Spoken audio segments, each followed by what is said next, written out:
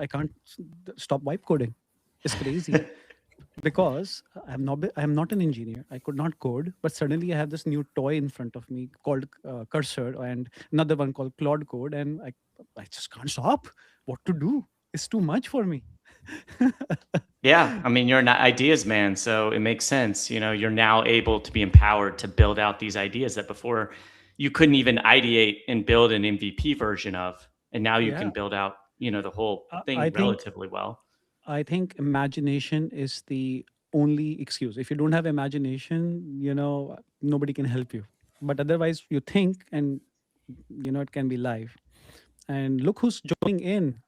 Who's 30 seconds late, 45 seconds late.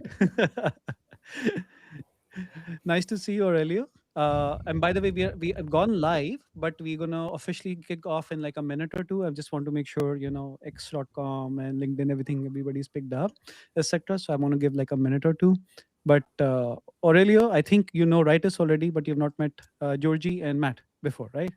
I think I have met Matt at WordCamp Europe in Basel, right? So we actually have been going back and forth over LinkedIn for a while. We haven't met, but if you're going to be at Europe, I will be there. So then we can actually meet, and that's going to be super exciting. Or CloudFest, another event, by the way. Yep. That's a big one. That's a massive one. Huge turnout. Who is going at CloudFest? There's a small chance I might not be able to make it due to a personal situation, but I've signed up. There on the list, everything. I don't like to miss big WordCamps and CloudFest unless it's like an absolute SOS emergency. You know me, I'm always there. Yeah. Ryan too. But I should not compare myself to Ryan because he's 10 years younger than me and he has way more energy and time than me. Okay, in a lot of things. But That's he's always fair. around. Yeah. Yeah, CloudFest is definitely big. I would love to go to one of them. I'm not going to be able to make the next one, but I'm hoping one of these I'll be able to for sure. Okay, just going to give another 30 seconds or so. Then I'm going to kick things off with. And it's nice to meet you, Georgi. Finally, sorry. Nice to meet you, Aurelio, as well. Okay. By the way, this stage has been supported by Bluehost. Bluehost is very kind to support WP Legends and in my podcast for the entire year, by the way. So I'm very grateful to them. And a lot of other people also, a lot of hosting companies, and all I know is like for me personally, even though I have puffy eyes and sleep, etc., it's just the noise. And I'm very grateful to all of you and your teams for the LinkedIn, the email, the marketing. I think we all come together, and we're coming together to make this successful in many, many ways. Okay. So I'm going to start things off. But before I start off, I'm going to play a small thing from Bluehost. Supported by Bluehost. You're an ideas person, and when inspiration strikes, it strikes fast. Shouldn't your web hosting keep up? When shared hosting isn't enough, Bluehost's advanced solutions scale with your website, business, and your ideas, no matter how bold. With NVMe storage, built-in security, and enhanced CPU power, sites load faster and handle more data than ever before. Bluehost's advanced hosting keeps you online and growing. So go ahead, keep those ideas flowing. Shop plans now at bluehost.com. Okay. Hi, everybody. 1 second. Let me just close this. Akshay, maybe you can figure this out. Hi, everyone. I'm Gautam, host of WP Legends podcast and The Stage. I'm really excited for today because all 4 of these guests are people whose work I have either used, tested, or closely followed through agency life at Seahawk. So this should be a very honest conversation about what really separates good agencies from the great ones. Quick intros. Raitis leads product at WPBakery, one of the most widely used tools in the WordPress ecosystem. He understands how agencies should choose tools that stay unusable, flexible, and manageable over time. Georgi is the founder of UXify and previously built NitroPack into one of the most recognized performance brands in WordPress. Aurelio co-founded WP Umbrella, a platform built to help agencies monitor and manage WordPress sites more efficiently. And Matt is the founder of CheckView, focused on website monitoring and reliability. So we've got 4 people here who help agencies deliver better work in very different ways. Let's start with something very, very simple. What actually separates a good agency from a great one? Okay, who's going to take this first? Matt, maybe I should put you on the spotlight.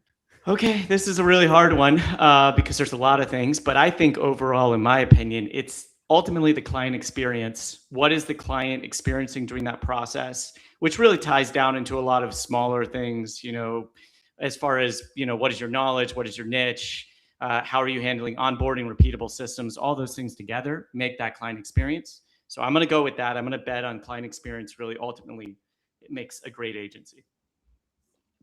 Raitis, maybe you? I think, we're not mentioning, it is important to acknowledge, we're not mentioning bad agencies. We're talking good and excellent ones. And that's important. I think good agency is creating the solutions that you told them and you are expecting to have that solution. So there are no problems. The process is smooth. You collaborate as a business. You collaborate with the agency and you get, good result. With excellent agency, it actually solves the problem for you. It understands your pain points. It takes all the work. You have in my opinion, you have no idea what is happening, but you just see your problem being solved. You see the result and it simply works. You don't know how the phone works. You just receive the bill at the end of the month, and that's it. The same for the hosting. I don't want to understand how the server configuration works. All I want to have is my website hosted. So the same with the excellent agency. What about you, Georgi?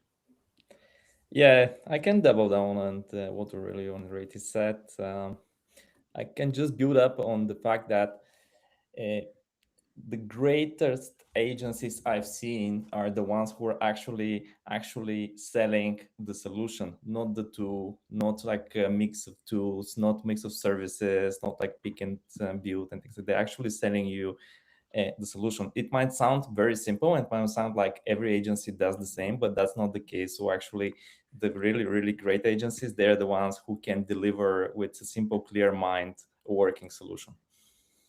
Yep, Aurelio.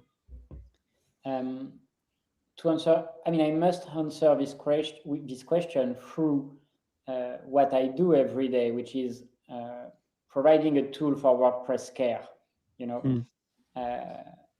Because if you're able to set a recurring revenue, your agency has value, and you're not in a hustle. And so how do you create a good stream of recurring revenue? It's through processes. And this covers all what you guys said, because it starts with onboarding. And when you onboard a client, starting from the initial audit or the initial brief, then you have a process and you have checklist. And this should lead you and your agency to keep your clients happy and to earn something profitable over time. And for me, it's all about processes, and onboarding your client is the most important one. That's a good one. I want to add something here, by the way. Okay. So I am a customer of all of you here in some way or the other. Okay. Whether it's directly, indirectly, and I have personally used all of your products. Okay. And my team uses all of your products on a day in and out basis, because we service other agencies and we service direct customers, etc., in the volume game. So to everybody who's listening to this, okay, now and in the future, I must say, look at the size and see what they do. For example, Aurelio's taking care of, WP Umbrella is taking care of tens of thousands of agencies all over the world and giving you a very simple way to manage, onboard, etc. Raitis WPBakery, is leading a product which is in the market for almost a decade plus, right, Raitis? WPBakery, 10 plus years. And closer to 15. And the kind of evolution I can see, and I believe I read somewhere is 8.5% of the WordPress world, if I'm not mistaken, or something like that, which is massive. Exactly. So of course, WPBakery is doing something right? Okay, Georgi here, ex Nitro Pack, and now UXify. I was lucky to experience the the beta myself, and I personally, installed it and see what's all about. It works. It's flawless. I don't know what's there under the hood, but it speeds up the website. And Matt's product, you can't live without it. I'll tell you why. Okay, when you do care, or you just mentioned the word care, the care means that if I am an agency, I've taken the responsibility of a customer. It should work snappy. It should not go down, and they should at least get the lead through their contact form. And or Matt's CheckView is kind of sorting that out. So I was just coming to one point. The line between good and great is like, just take an extra step, get a few licenses on behalf of your customers, and install them and educate your customers. So that is my point of view here. Does anybody want to add something on top of that? Agree to disagree. You're obviously right. So it's not that I disagree, but I think it's really about how you create scalable processes, and where do you spend your time at, and how do you communicate value to clients. And for that, you need processes. So if you do WordPress care, you need reporting. If you do performance optimization, you need reporting. And if you do performance optimization, you should be selling performance optimization at a fair price, That is true. And I think this is only possible if you have processes and tools. That's true. This leads me to another point, and this is something which came in before, we all signed in from somebody. What's the biggest mistake agencies make once they start growing? Very related to what you're just saying, Aurelio. Come on, everybody has a point here. I'm pretty sure WPBakery would have a very good point. Georgi will have a good point. Come on, maybe Raitis, we want to start? Yeah, okay. It's overcomplicating things. Like if we look on the, for example, the basic principles of e-commerce, one of the basic core principles you need to follow in e-commerce is minimalism. Remove distractors, make things simple. It's like solve the problem. So what agencies, some agencies are doing, they are introducing a lot of distractors within their own processes, within the communication with the clients. Like too many, simple examples, too many confirmations, too many reports. So clients feel that they are trying to solve the problems for you, while you as an agency is actually hired to solve the problem for the client.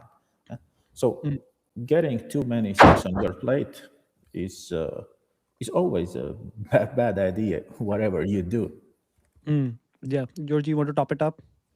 Yeah, that's usually what I've seen with agencies who actually experience growth. And let's start from the fact that growing is a great thing, right? So, and when you're growing as an agency, what I'm seeing is that they're first very motivated, very happy from what's going on, but that ultimately leads to scalability issues internally from the needs of sometimes hiring not so senior people who needs to be packaged as senior, and also the scalability of taking multiple projects, and that kind of creates a lot of noise for their own workflow internal, and they're not always able to deliver. So basically they're figuring it out on the go. If the agency is in an active growth stage, and that's generally true for any company out there, there is some friction going on with the client base. Aurelio, what do you say? I don't want to add more on this topic, but I think you need to, if you have the ambition to grow, then you need to think today about the problem you're going to have tomorrow. What happens if tomorrow I manage 50 sites and 200, and you don't necessarily need to have a solution, but you need to have started to think this through before you scale. And for instance, when we hire our first people at WP Umbrella, it was in customer support, and we hire them before chaos. So we would have the time to onboard them properly. And I think this is important. You have to think about momentum in addition to all what was just said. Yep. Matt, what's your point? I mean, I think there obviously could be a lot of mistakes, but definitely one of them I would say is pretty obvious. Not updating processes as you scale and grow. I think that's what I've seen in bigger agencies around us, because I still run an agency. And we've gone through this where we just don't update our processes, and what worked for like when we were 2 does not work when now we're at 10, right? Because the knowledge base is different, the nuances are different of, who is at your company and what they know. And then I would add to that, along with those processes, at least I've had a tendency as you grow and build, you see your capabilities grow. And so you start saying yes to more things and you don't stay within your lane. And I think that can end up backfiring later on because your scope just goes up and now you need all these processes that you didn't plan for these new customers that maybe aren't your best fit, right? But you're just kind of running with it. So I would say all of that combined can definitely cause scalability issues later. I've faced it, by the way, as an agency co-agency owner. I've faced this problem massively, and I'm telling you, like, because it was, we were just setting up Google Doc or something like that initially. You didn't think about too much, but now there is no excuse with this Claude and Cursor, uh, things out there, and you can make your own workflows. There are just no more excuses to sort things out. You can make your own Notion. Sorry, I'm saying this for Notions, but you can make your own Notion. You can make your own workflows, like whatever suits you guys, right? There's no more excuse to not organizing things internally. So yeah, I think that's a good one, which is also very close to what I was about to bring up this topic. Like, what is one operational system every serious agency should have by year 2? Year 1, your agencies, okay, are hunting for customers. They're just getting by. They're just growing, 1 or 2 people agencies, etc. Okay, but year 2 onwards, when they start acquiring new customers, okay, they start facing a problem of delivery and execution. Okay, now to every agency out there who's now using AI in their daily workflow in some way or the other, what advice would you give, all of you, one by one, okay, that they should have in year 2? It could be for a solo freelancer, it could be a slightly mature agency, but maybe, right, as you want to, what advice would you give? Let me ask you this. It's for year 2 onwards. Well, of course, I want to move towards WPBakery as a Of course. system. I mean, it is. I don't want to give a specific recommendation. To be fair, it is more important to how it all blends together. Because if you have various systems in place that don't work together well, no matter how cool they are separately, then you won't be able to deliver the final goal. It's like either to keep your business sustainable or deliver the projects to your customers. I think compatibility is one of the key factors for the agencies to consider. And these days, everything is moving around compatibilities. So most of the products that we are here representing are constantly looking for compatibility improvements, cooperations in between. True. That's true. That's true. I know. Like WP Umbrella recently launched the patch stack integration. A lot of people are taking care of it, etc. For example, and I know, Georgie, you have your UXify is for WordPress and Shopify, but I don't know what new features are gonna go out there. But yeah, compatibility is a good one. I would definitely bring up this thing again on the screen. Like operationally, year 2 onwards, if I go back to my history, I can't even recall the number of challenges which I was facing. Even things like sending invoices out to customers at the right date and time, that also was a serious issue. Forget chasing clients for payments, that's another one. Okay. but sending out invoices at the right time, okay, and making sure clients give informations back in return, like those were other challenges also. But Matt, what do you see in your agency and when your customers are CheckView? What do you see? Yeah, so I think it's honestly less about CheckView. As you guys were saying, I mean, integrating CheckView or whatever systems you have into one place, one workflow by year 2 should be happening, I think. Like realistically, when I started my agency, yeah, I was just like making up projects left and right for years, right? I had no idea what I was doing really. But I think if you're actually planning properly, after year one, hopefully you start to understand what you're good at, what your processes look like, and you should be outlining those if you haven't already had a kind of, where your truth lives.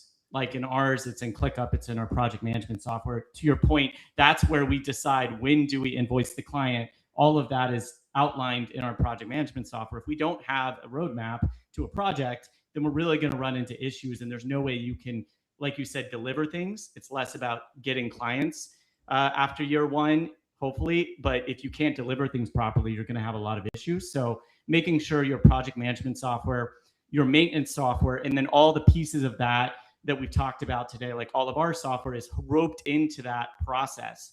And of course, that means you could automate it, but you might not start automating. It may just be having that all written out and knowing this is our process, and making sure you, if you're a freelancer, or the whole team, no matter how you do it, you should have that process by that point documented out, or you can't really deliver things properly. So that would be my thoughts. I don't know if we lost him for a second. Might have. I think we've lost him, but I can double down on sure. What you said, and it's very linked to what I just said before about how do you anticipate the future. I think running an agency, it's hard.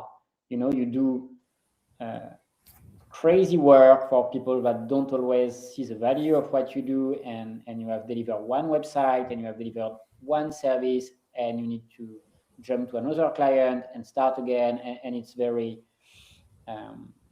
it's exhausting, and I think you need to start thinking, what if I go in holidays during 3 months? What's going to happen in my agency? Who is going to take care of my clients? Who is going to follow up on invoicing? Who is going to find new clients? And I think this question is not for one-person agency, because one-person agency, they will be the bottleneck of the operation they will run. Final stop, or you can have cloud bots doing something crazy, and then it's you and your luck, but I think nobody should go down that road. But if you're an agency, it's about, hey, if I want to take 3-month holidays, how is my agency running without me? What does people need? What processes are in place? Do I have a contingency planning? I think this is the kind of question every agency owner should ask himself. I think it is even Aurelio touched an interesting point. If you serve clients all the time, you're constantly also looking for the clients, and going on vacation becomes a huge problem.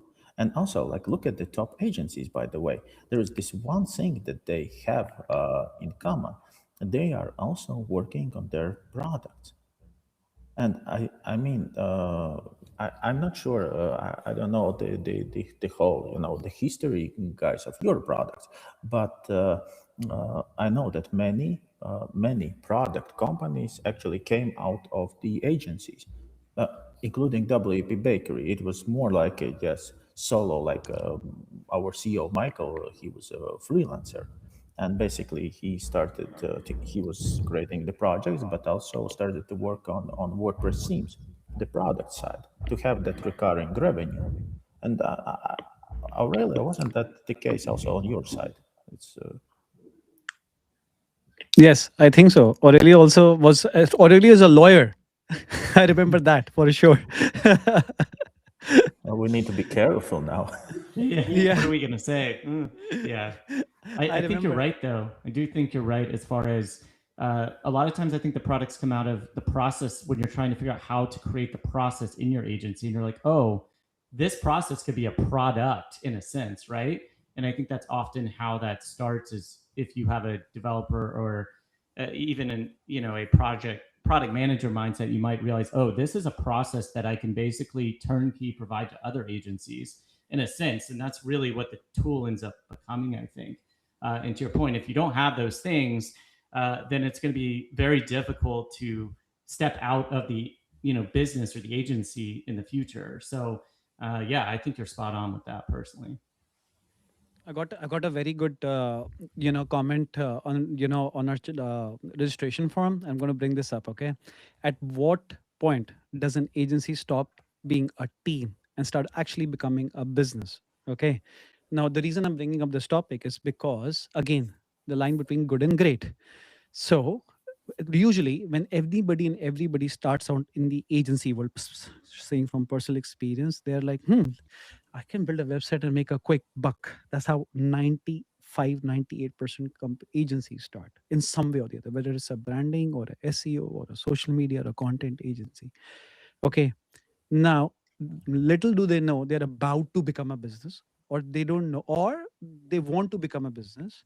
So all of you, in your own words, okay, because at the end of the day we are helping agencies of the world out there figure this out quickly. Okay, so my personal perspective is, okay, that they should consider this as a multi-million dollar business from day one, which is a mistake I made. I did not think that I'm going to do that. I was just working out of a Starbucks as a side hustle, and I was, working with my parents in a family legacy business. Okay, so that's my point. But you can give me your personal opinions. What do you think? Aurelio wants to say something first. I'm sorry, my friend. I disagree with you today. I don't know what's happening. No, I think you're right, and I think this is a very good instinct. But I don't think it's only about money, And I think most of the people who start the hustle business, a few bucks and then growing, it was never about money. And I will tell you our story, which is very different.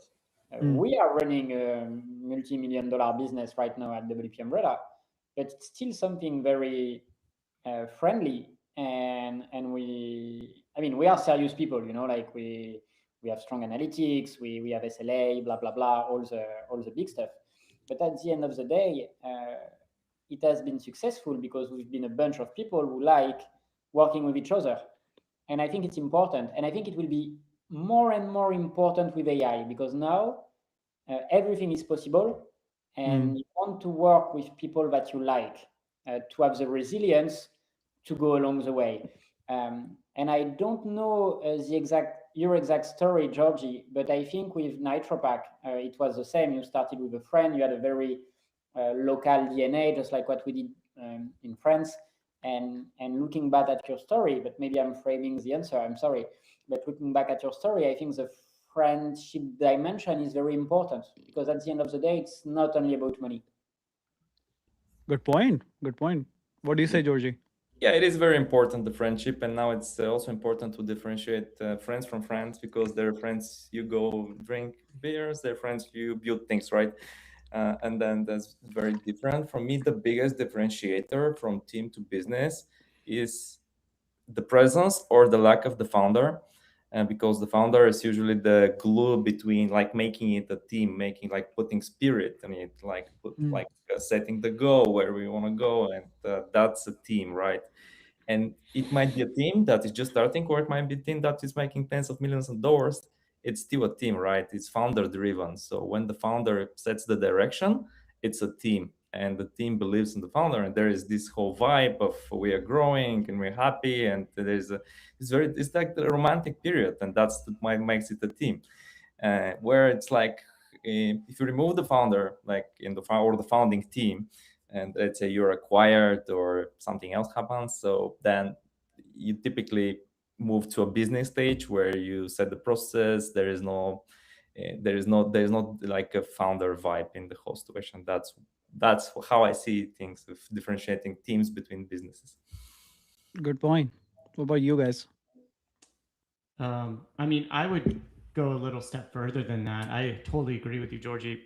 I think the difference is it goes from, like you said, the founder when you're in a team, to company culture, and realizing that it doesn't just stick with the founder. Now there's a company culture as it becomes a business, and you're still hiring around that company culture. You're still setting incentives around that company culture, but you've now basically moved it away from the founder to a company identity that everyone on your within your company identifies with. So it's not just about who's on the team. It's kind of grown bigger than that. But yeah, I think that you pretty much hit what I was thinking as well. Yeah, Raitis, you have so much data with WPBakery. 8.5, 8.7% of the WordPress world using WPBakery. What, any insights to share? Yeah, can I use the same approach as Aurelio is using? I don't agree, guys. It's like Steve Jobs was basically, that guy of a founder that didn't allow anyone to do anything unless it's like his vision. But it's still like Apple is a business. But I think it's what separates, I think Georgi mentioned, fun times and so on. And this is what characterizes the team just when you start. You have idea, you maybe have a vision, but you don't have a long-term strategy. So what do you want to do? You have a business plan? What do you want to achieve? Not like, yeah, I would love to be a billionaire after 2 years. Here I agree on Aurelio. It's not about money. Yeah, money is important, but it's not only about the money. Yeah, so where do you want your business to be after like 5-10 years? Good point. Good point. I Strategic think approach. What are the processes you have? Yeah, I just want to add here that money follows, because you just mentioned that money follows with good work. You keep on doing good work, money is 100% going to follow you, because that's the difference, good and great, right? If you're just doing good work, you're there with the rest of the ocean. But the moment you find that thin line and you're, let's say, investing in tools like, I don't know, CheckView, WP Umbrella, UXify, and etc., then, you suddenly become an inch towards great, because you have invested as an agency owner on and delivering and making sure that your end customers are happy. Okay, so I would definitely say that, and I think I like all of your ideas. On this point, I have another very, very cool topic right on this. Okay, why do great agencies charge more, and how do they justify it? Okay, this is a tricky and spicy topic to discuss. Okay, great agencies do charge a bomb sometimes for the same 20-page static website, but what is static anymore with Claude Code and Cursor? Okay, so why do great agencies charge more, and how do they justify it? Who likes to take this first? Oh, can I start? Sure, please. I think it's very much related to the previous question about the business. So, and here we can touch that the founder dilemma. Yeah. So as your business grow, you don't want to be the bottleneck. Yeah, we heard that before. So you hire professionals. And so you want to go on vacation and make sure that your business operates. You want people to make decisions. You don't want people to tell what to do. You want those people within your company tell you what to do to achieve the goals that you want to. So those people have experience, and experience simply costs money. So having stronger team, having better, high quality experts is obvious evolution for the agency, as well as the obvious reason why you are starting to charge more, because your operational expenses are growing. Yeah, that's a good point. What about you, Matt? What do you think? So I think I'm going to tie it back to your first question, good versus great agencies. And maybe I'll clarify when I said client experience. So I think it comes down to the client experience. But when I mean client experience, I don't just mean like, does it seem smooth to them? Obviously, that's part of it. But I think a bigger part of it is what everyone else was saying in that answer was around if they really solve the problems that they have. And if they can communicate and educate the client at the same time. So basically the client is getting a safety factor in it. It's going to solve their issue and they know that it's going to go smoothly. And I think that's what great agencies do, is they provide that entire client experience.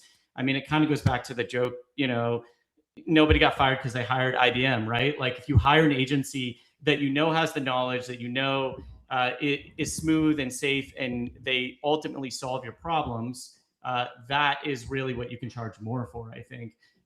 You can have all these great underlying systems, but if the client is not actually getting a better experience, not getting a better product or service out of it, it really doesn't matter, right? And I think that's ultimately how they can charge more, and that's also how they spin it into their marketing to some extent as well, is their reputation, right? They know they get the job done, and their customers have had a smooth experience through that process. It solved their problems. Yep. Georgie, I was looking at recapping UXify's pricing page, by the way, and the new website looks great, by the way. I must say that, and UXify is not expensive. Okay. So considering that UXify is not going to be for every agency, okay, and only the ones who can actually, is it for agencies? And if those are for agencies, it's very related to this topic, right? So you want to jump on this topic? What do you say? Yeah, first on the the agencies that charge more, it's like a typical supply and demand question. Basically, when you have more authority and more trust and so on, like you tend to be like, you do once good work, then two more people come and it's like they want the same good work, right? It's a very typical situation. Like the good work brings more work. And with respect to our pricing, it's just introductory pricing. We'll be sharpening it soon because we have just soft launched. And our ICP is like any website that is have a business function, business operation, and typically agencies, they operate websites with business functions, right? So that's why it's a good fit. I think if you're charging $99 or $129, per month for something like that, and the agency who signs up for the product, because it is not, I won't use the word complex product, but it is a complex product for people, those who understand, the level of speed they want for their customers and how that can impact directly with SEO or performance, etc. I think people like agencies out there, you should not hesitate at all for investing in any of these tools. Like Aurelio, you build in public. I see your posts on LinkedIn, by the way. I don't know how you find time for doing that, because I'm losing my mind even like catching up with, liking and commenting and reposting, my posts. But kudos to you, especially, can we all agree that Aurelio's his LinkedIn posts are fabulous, here? But I must say, love it. Yeah, I hope one day I'm able to do that. I don't know how you have time, but I'm so happy you do. It's very inspirational as well. He has some secret AI workflow he'll tell us after this podcast. I'm pretty sure about it. I started way before AI. And what you see today is the payoff of all what I've been doing when nobody was giving a fuck back in the day. And I think it's something everybody vibe coding needs to understand. For one overnight success, there is thousands of things that just take a lot of time, and people start to be used to get instant dopamine success because they have been able to vibe code some shit with Cloud Code, and they think they are. But when you look at WP Umbrella growth, for 2 years we made no money. We spent 2 years full time. My CTO is the most brilliant person I know, and our two brains, we were doing nothing. And so now we are collecting, and I take the time to do that because it's also a very good opportunity to look back at what we did last month, breathe and say, oh, this was good. We take this decision for that reason, and we had this issue. So this is what we did. And even if you don't go public with this, maybe because you have investors or you don't want, there are many reasons why you shouldn't go public. But I think it's a very cool exercise to do. What did I do last month? Did I progress? Did I stall? I think it's a very good exercise everybody's doing. That's a fun one, definitely, for sure. And impressed to see your numbers and your growth. You deserve it for sure, considering the product and the branding and everything, and obviously what it does. And you're only charging €2 per site, right? Correct me if I'm wrong, Aurelio. So again, per site per month. Now €2. Coming back to the topic, okay. At what point and why do great agencies charge more? Okay, they're spending €2 per site with WP Umbrella. They're going to be charging. Matt, what's your pricing point for per site roughly? Well, it's really based on the number of tests that you have. Tests, So it's a little different. We don't charge per site, but we kind of have a range depending on. I'm coming to a point. Raitis, you give licenses out. WPBakery gives licenses out, right? Georgi is giving out on sessions or views. Correct me if I'm wrong, Georgi. A number of views. I was coming to a point. Okay, I'll bring this topic up again. Why do great agencies charge more? Because great agencies are investing in not 4 tools like this. They probably have 20 or 30 such tools under the hood. And with my personal experience, okay, I invested in a lot of these tools after a really long time. Okay, I should have invested it 5 years ago. If I saw this panel 5 years ago and somebody else was doing this, I would have 100%.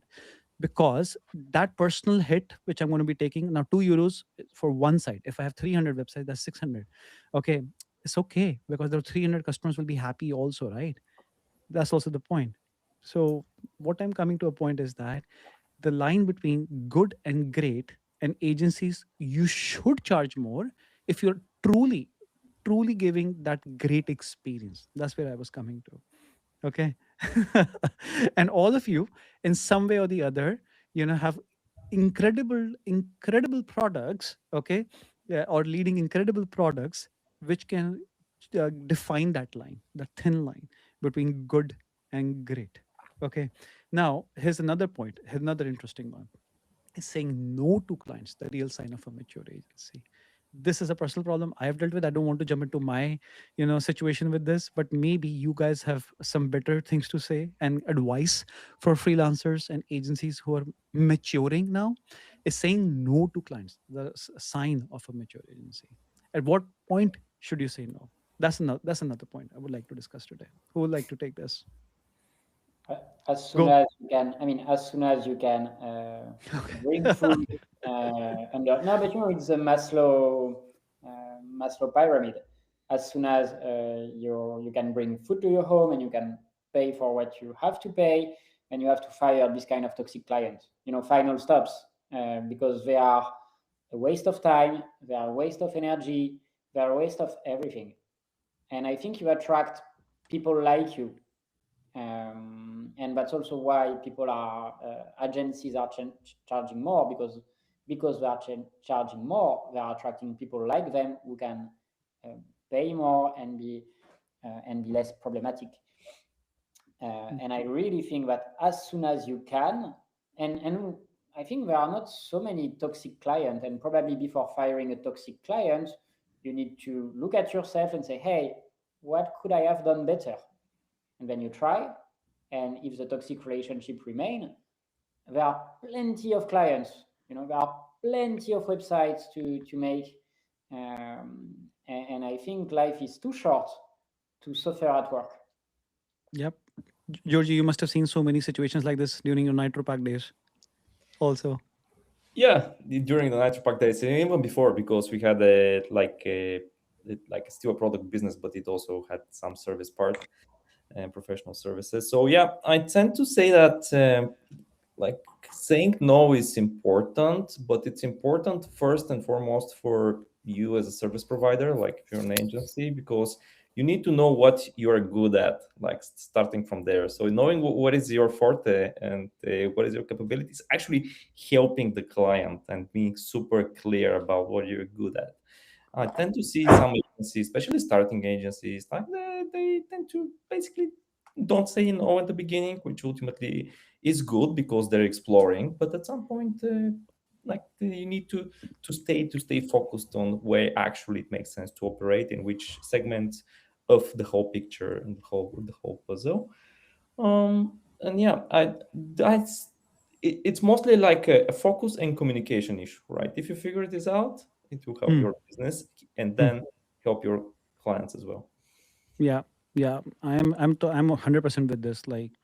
Saying no is tough, but it's better to do it, and do it cleanly. Matt, what would you say? Yeah, absolutely. I mean, the sooner the better, like everyone's been saying. I mean, I think for me as an agency owner, I spent way too many years saying yes, and I learned a lot of stuff, but ultimately, to your point, it didn't really lead to a better product or a better service, because every time you say yes to a client that's not a good fit for you, you've now wasted not only their time because you're not actually being able to provide the best service, but also your own time when you could have been basically fine-tuning your processes, whatever your niche is, towards who your ultimate customer should be. So the way I look at it is like, when I say yes to a client, is this going kind of with my North Star of where we're going as an agency? And if it is, then this is great. But if it's not, then, I need to be able to say no, because otherwise I'm just wasting my time. I'm wasting their time.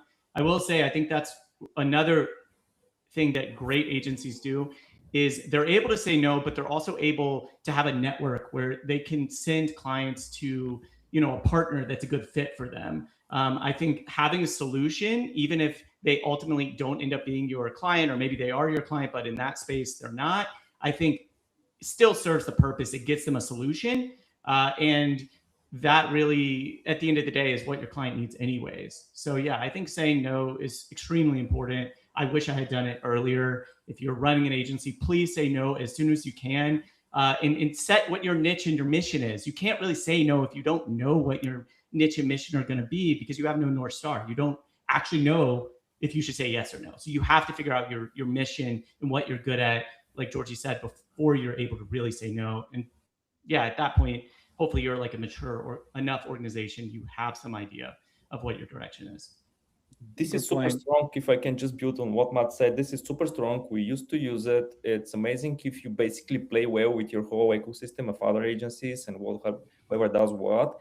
And at the right moment, like when you want to say no, just frame it that basically there is a better fit for this need, and if needed, we can further work and we can help with this. They can help with that, and you're basically helping the client in that way, and say in the same time saying no in a very nice way.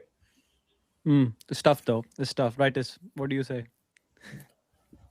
I think you should start to instantly say no when it is harming your business. We at WPBakery have a situation. We have one of the highest rated customer support. So many people choose WPBakery of the premium support. So how did we achieve it? Is that we don't provide customization service, but we are able, and we from time to time we consult clients on some customizations. It's no like strict no, but there are many situations where clients start to or try to abuse it. So they want that amount of suggestions on customizations, which are definitely out of scope. And at that point, we need to say no, and we are doing that. And basically, I liked what Matt is saying, and we are doing exactly that. When we feel that those requests go out of scope and we need to tell no, we have partners that we can recommend instantly, including Seahawk Media, for example. I think one mistake we did is like we said no, and and we didn't have the right people to hand off to. So now we do. If we have to say no, now we have a pretty good list of people to hand off things to. And I think every agency out there, just go on LinkedIn, go to some events like WordCamps and Cloudfest and all whatnot, and make a group like 5 or 10 people, for somebody's doing $1,000 site, somebody's doing a $50,000 site. Just make a group and just pass it on. That's what we do now. If we can't do it, we just pass it on. Somebody or the other will help out the other. And if we can't, and you say no right away. There's a pretty good comment in the Q&A in the chat, and I'm gonna bring it up here. Let's see if I can. With the AI rapidly evolving, how do you see it changing the way WordPress agencies deliver services over the next few years? Oh, this is a very good topic. Everything is changing so quickly. Okay, now agencies, somebody was doing SEO, they can do content, they can do branding. Somebody who was doing only social media marketing can also build websites. So how do you think it's going to change in the next 2 years? I don't know, maybe in the next 6 months. It's so hard to predict with the way Anthropic is shipping out things and ChatGPT is shipping out things, right? Aurelio, you're smiling. What do you have something to say here? So first of all, what do you say? I think at the end of the day, it's about who owns what, and people will come to you. I mean, today and last year and in the past, the value of agency was in execution. You would ship code. You would build a design and so on and so on. This is less true. I mean, it's still true, but it's less true because of Anthropic. And so the value is like, who will own the responsibility to do something and how it's going to live and to evolve over time. And I think agency need to take this curve where it was mostly, and many of them have already taken this curve, but it was mostly about execution. And now it will be through care over time and ownership on what is being delivered, because everybody can vibe code whatever they want, but how is it going to survive the next React version? How are you going to secure this? How are you going, and so on and so on and so on. And I think the agency who are able to provide a real value with care will be able to achieve great things.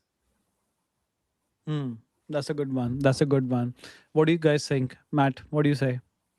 Yeah, so I think I'd add on, I think it's care. It's also just, like you said, overall, who's responsible, and CheckView kind of falls into that as well. You know, you can vibe code whatever you want, but that's why we have clients using CheckView, because they're still making sure things are functionally working, because you actually need it more now because you have people with less experience coding, which means you need to do more testing, at least at the business function, you know, smoke test level. But I would also say the outside of just care and responsibility, which I think is a big part of it. I mean, even look at SaaSes, like people say SaaSes are going away. I'm like, no, they're not, because someone's still going to want a company to be responsible for that. I don't want to say this. I don't want to build the next Notion because I don't want to deal with breaking it and then having to explain to my team, I built this jerry-rigged version of Notion. I want to pay $20 a month and be done with it and go blame them and have them fix it, right?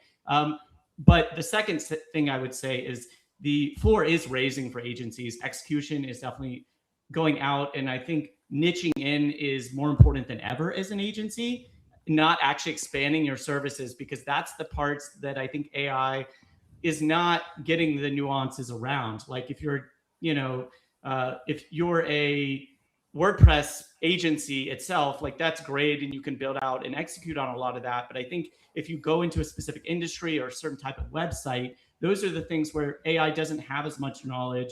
And over time, yes, it's going to get some of that, but it's still going to have a lot of industry specific knowledge missing. And that's where I think agencies will continue to provide value no matter what, because just not all of that's going to be online. So ultimately, I would say niching in is actually what I would be doing as an agency if I'm not already doing that, because again, AI is going to be a great generalist ultimately, and it's almost like the good versus great agency argument with AI, right? Like AI can be good at a lot of things, but it's not great at a lot. So following that whole thing we just talked about, what makes a great agency is really what's going to get you there as an agency and keep you in the game, I think. Yeah. What do you think, Raitis? What do you say? When we talk about AI, we need to talk about human in the loop. Yes. Now I read lectures to the master students about AI in business and economics, and this is what I keep repeating. It's like AI can help you to improve the processes, and AI can help you to do things better, but human oversight is important.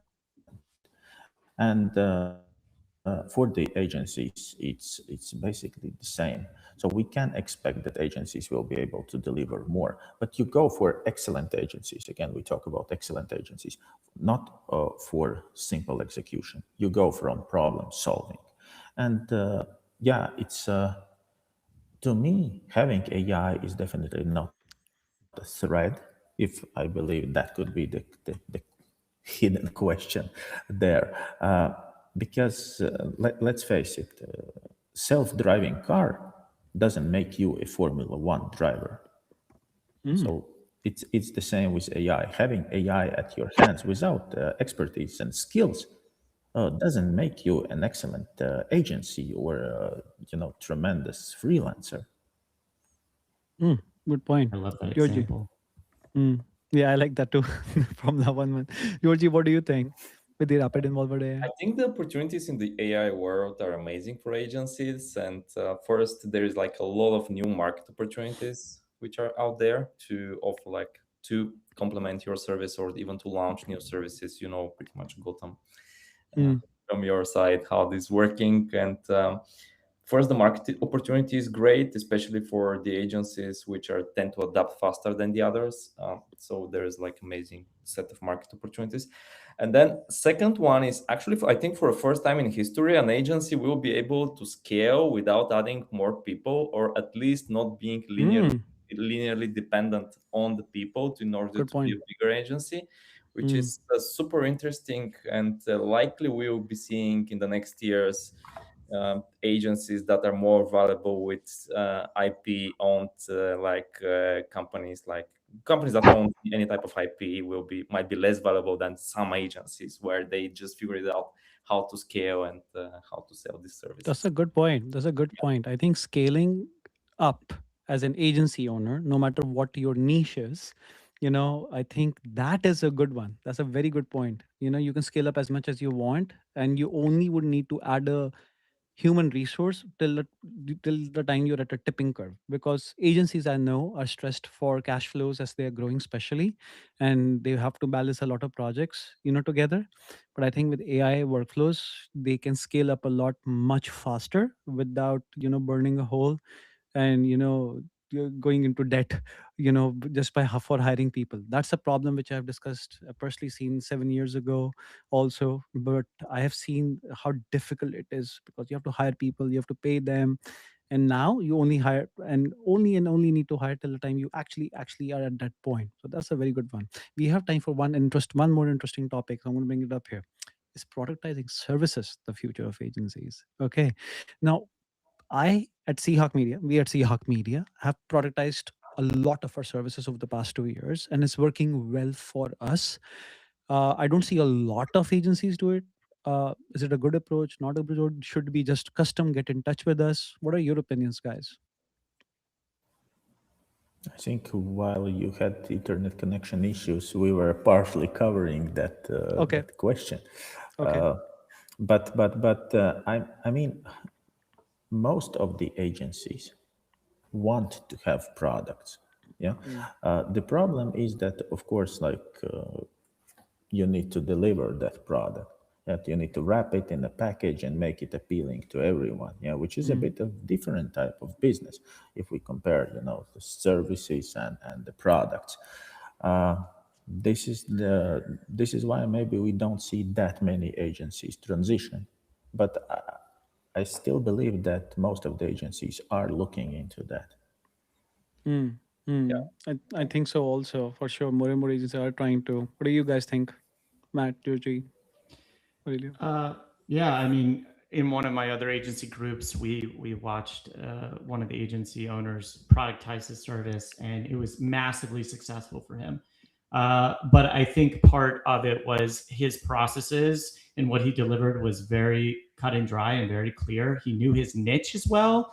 It goes back to, again, like, I think if you make a productized niche, that can be really powerful, because then you're providing more value, more upfront transparency, because you've nailed down who your customer is and you're speaking just to them. So I think from a productized standpoint, I think that can work really, really well. But I do think if you're more of a generalist and you just make a productized, WordPress website, it's actually not going to be easier necessarily, because each of your customers is basically looking for some customizations, etc. It doesn't really work that way.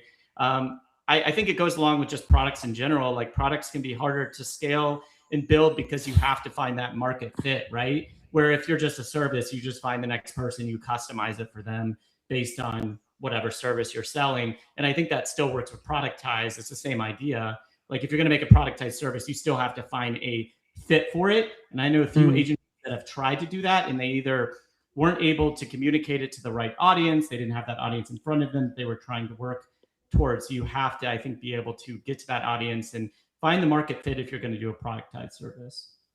Yeah, good point. Aurelio, what do you say? I think Elena Kostova in the chat highlighted what needs to be highlighted. Is it better to create a product or to optimize for our long-term contracts and retainer? And I think when it comes to I was at the last edition of the French WordCamp, and I see so many vibe coded tools. One of them was amazing, and it was built by the CEO of WP Grid Builder, which is a well-established WordPress plugin. And many agencies showed me like what they built, and I just think for most of them it was a waste of time and energy. I think building a product can be a very good, like what Matt said. You have a good niche, you have a good use case, you are fixing a real problem that other people are having, and it's not just your problem. Maybe you should go and try to launch a product, but it will take time and dedication, and you need to have a distribution channel. And this is my take. But I think at the end of the day, it's about where the money is and what you like to do. And I think people doing services have think that product is magic money. And I can tell you that magic money doesn't exist. I mean, in product, you know. For instance, we run dozens of servers. My CTO doesn't sleep at night when he gets an alert. And I'm sure it's the same for all of you guys. We have tremendous problems too. And it took time to build them. So at the end of the day, it's like, which kind of problems you like to solve, and what are you good at? And I think Elena said everything. Yeah, good point. Good point. Anybody else want to add something here? Yeah, I can say that productizing services is I'm a big fan of it because it's a very clean way to sell a service that is so well packaged that you can offer it at a discount first, which is good for the buyer. Then it's usually lower cost because you have packaged up to certain limits. Like there is limit of what custom is available. And I think this just looks like a win-win situation if you can package, like productize a service in a way that, like, which we see care plans and others. It's amazing. Like if you're going full product, like if you even want the work to be done by your product and not by a service, that's another level. I mean, and then it's much tougher work to do. But both, I think, are in the right direction. I'll just add here and then I'll close this, is that productize as soon as possible. There's always a way. As an agency, as you can always productize and in the end have top-ups or add-ons. It could be hours, it could be extra content pieces, but if not 100%, there's always a way to productize till at least 90-95% of your offering, whether it's a website, whether it's a monthly social media thing with some customized workflows, I don't know, but there's always a way. And you can bundle in incredible products, like my guests here have, and just offer an exceptional experience. And that's what separates you from being the good and great. That's the fine line, the good and great line. Okay, I hope everybody enjoyed the show. We have come up on time. I thank you all, Raitis, Matt, Aurelio, Georgi, for your time today. Okay, and I wish you a great rest of your evenings ahead, days and evenings. Catch you soon. Fantastic. Thank you so much. Thanks so much.